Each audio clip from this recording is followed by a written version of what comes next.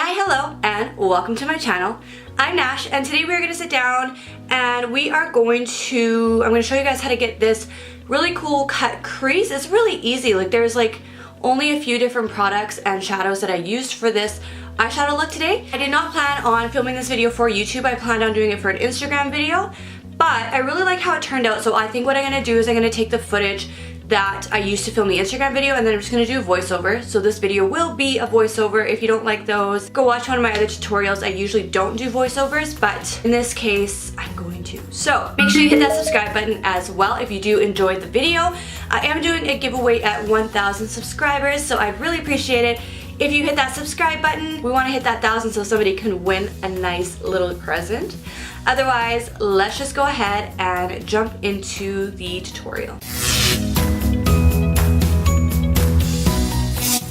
Alright guys, so to start this look off today, we're going to jump into the Winky Lux palette. This is the Kitten palette.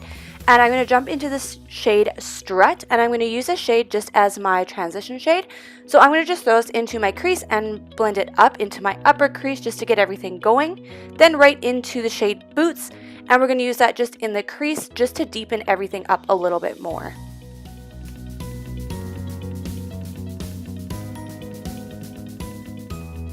I did get a little bit of fallout from that boot shade, so I'm just going to grab a little fan brush just to go ahead and brush any fallout we have off before it sets on my face. And then we're on to cutting the crease.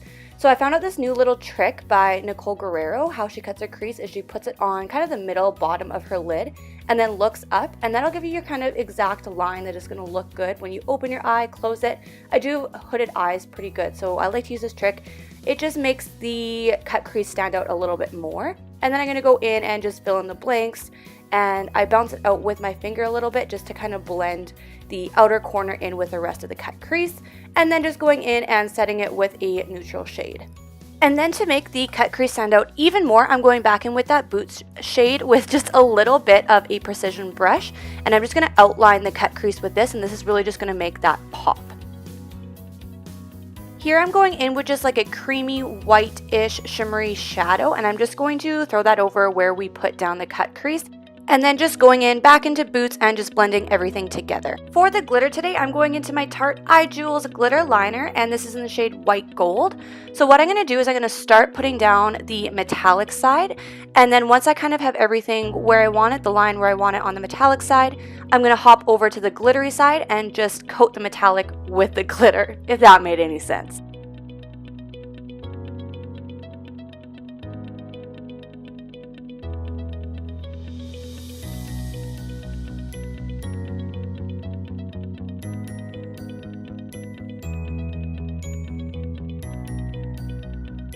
Then for the lower lash line, I'm just going to take this shade Strut, oh, it's a tongue twister, Strut and Boots again, and I'm just going to place those both on my lower lash line just to smoke everything out just a little bit.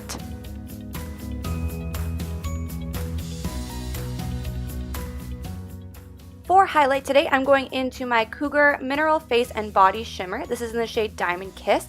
I absolutely love this highlight. It just looks beautiful on the face. It is a loose highlight, so it kind of gets a little messy sometimes, but it's totally worth it in the long run.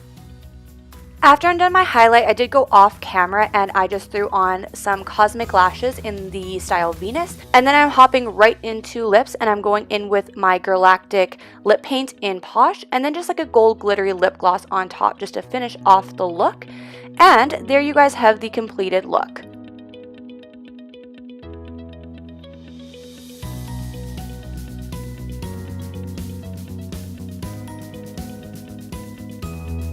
Alright you guys, and this is the completed look we have here today.